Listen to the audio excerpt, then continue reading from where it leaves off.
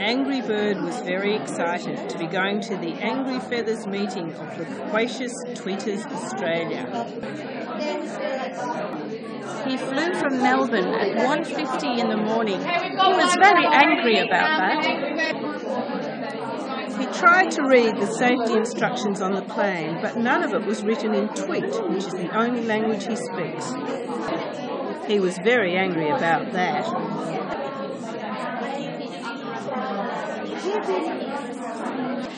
He arrived in Darwin bright and early in the morning, but he was wearing the wrong clothes. He was dressed for winter. He was very angry about that. He checked in at the conference, but he had to wait in a queue, and he was very angry about that. Angry Bird gratefully accepted his conference bag. It was full of all sorts of really interesting information, but it was the wrong colour. He was so angry about that.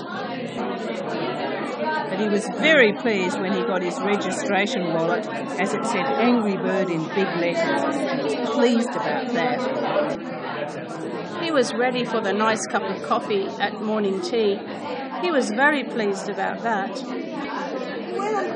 He found an article in Babel magazine that was all about the importance of learning Tweet, so he was very pleased about that. He noticed on one of the stalls that there was an opportunity to go overseas. He hadn't thought about that before. He was very excited about that. Speaking Tweet in Japan was something he'd never done before. He gave his first presentation on the growing importance of the language Tweet, and he was presented with a beautiful bouquet of yellow flowers. Angry Bird gave a very insightful talk all about the reciprocity of teaching languages, especially Tweet. He was very satisfied with that, especially when he was voted the best speaker for the day.